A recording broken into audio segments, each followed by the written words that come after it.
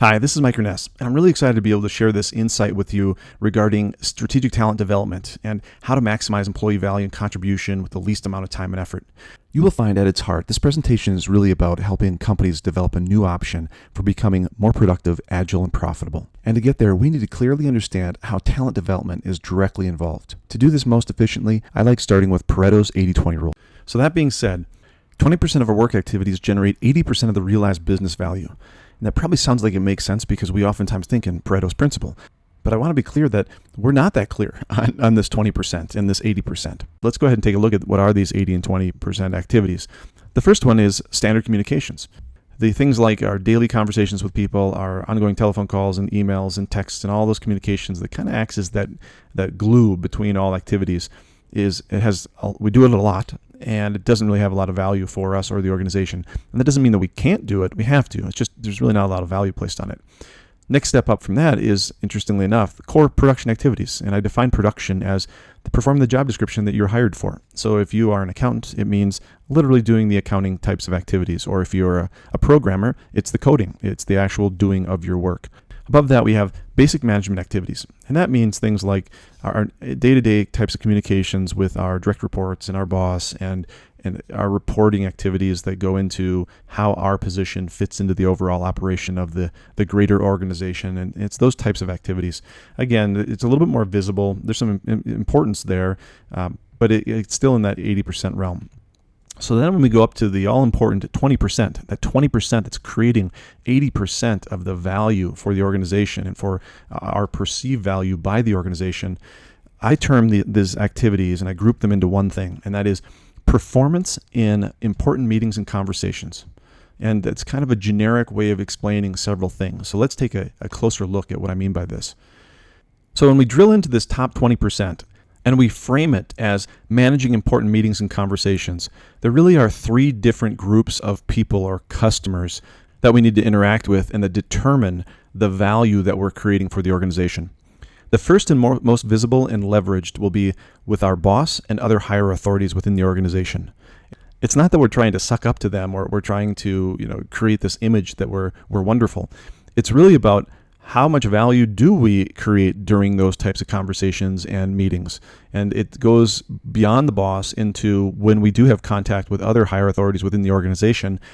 Same questions will be used to value our inputs, our contributions in those discussions. So that's going to be at the highest level of leverage and influence. The second one is going to be with clients. And depending on our job description, it's going to either be internal clients or external clients. So it doesn't really matter whether it's an external client in another company or it's going to be an internal, maybe it's a different department or a group within the organization. We all have clients that we need to service. And in fact, we actually need to see all three of these types as customers, and we need to take care of them like customers. So clients will, no question, be an important area in terms of creating value for the organization as well as how people perceive our value to the organization. And the third and final group are direct reports. And this is all about how well do we interact with our direct reports in terms of nurturing them, holding them accountable, interacting with them in a way that provokes more productivity, more collaboration, more development. And those types of results certainly make their way through the organization in terms of how we do in that area. And that certainly will affect how much value we're creating as well as how people judge our value for the organization. So we need to be able to see these three groups as types of customers and the ones that we need to interact with most effectively in order to generate value for the organization, demonstrate value in our own abilities, etc. So then we need to ask the question, how well do we influence our various customers in key conversations and meetings? And when we use the term influence, it's really about working with them, collaborating with them, influencing their perceptions, their decisions, their behaviors in ways that are constructive and helpful to the organization, helpful to productivity, helpful to innovation, helpful in resolving conflicts. And in order to be able to even partially answer this question of how well we are actually doing these things, we first need to be clear on what exactly is that? What are customers looking from us for? What are our bosses looking for? What are our direct reports looking for? And what are our customers looking for? We oftentimes have kind of vague ideas, but I want to put a fine point on this to make sure that everybody's clear on where we're trying to drive relationships to. Like, what do customers actually value from their service providers, from the people who are working with them? The first one is that the people are able to align with the unique needs of their specific organization or group, and it really means politics. We need to be able to work with those constraints. We need to be able to work, within the confines of what a relationship and what a group can and can't do, whether it's timelines, budgets, skill sets, you name it. There are lots of, potential constraints in any given group. Next one is they need to be able to help them avoid landmines, meaning the customer's looking for us to be able to help them understand where landmines are, where the risk is, and be able to avoid those things. Customers are looking for obtaining unique insights from the people that they work with. They want them to challenge their beliefs. They want us to get in front of them in terms of when we feel there's a belief that is limiting, they want us to engage with them and challenge those ideas that are less than optimal or ideal. And finally, customers want people to work with them who educate them to new ideas. And so this is not a new list. This is a well-documented, well-researched list of why are customers loyal to the service providers. And this is a little bit of a unique spin in terms of extending that focus up and down to bosses and down to direct reports. But it's exactly the same thing. And you don't need to do anything other than just test this with yourself and say, is this what you would love for people to come to you with? Keeping in mind that the quality is there, that they challenge your beliefs in a collaborative, in a supportive way, in an intelligent way, not in an irritating or demeaning or emotional way. But there's thought, there's quality, there's knowledge, there's preparation that's brought to these types of conversations. So how well do we manage important conversations? Now we know that that's what we're trying to manage towards. That's how we're trying to provide a service to support the people we're working with. And we've identified that we really have 3 core groups of people that we're trying to serve. And if we do those things well, we're going to be not only generating value for the organization, but it's going to be judging us accordingly. But there's a challenge. And Peter Drucker has said it time and time again, along with many other smart business leaders. And he sums it up by saying you can only improve or manage what you can measure. And when we look at important conversations and how we perform in them, there hasn't been a unit of measure. And I think that's why this key skill has gone virtually unaddressed. In some ways, it's been approached as death by 1,000 cuts in the sense that we know that communication is important. I may be bringing it more to a head, but we've known for years that soft skills and communication skills and people's ability to gain rapport and work with people and collaborate with people, we know all those things have been important. We've not been able to measure it. We've not been able to clarify how are we doing now and what could this look like. And I find that fascinating that we have performance reviews, but we don't have reviews in the top 20% of our job description. Any of us. Going back, I'm saying this is 100% universal. I don't care if we're talking about us leading things and leading entities, or we're talking about employees who are more in the ground levels. This is a skill set that must be managed, but we've never figured that out to date. So let's review what we've discussed. Managing important conversations is by far the most important and most productive skill set that we can have. But we have no ability to measure, hey, I did I had this conversation and it went this well. I wanted to make it even better, or I want to improve it, or I want to improve my own abilities. What specifically can I do? And so this inability to measure conversational performance has led us to actually not address the most important skill set that we have in our arsenal for creating value for our organization, creating value for our teams, as well as having people place value on our abilities. And we got to look at why has this important skill set gone unaddressed? And I refer to it as the communication conundrum. We have hundreds of books on communication skills, countless experts, and limitless techniques and skills.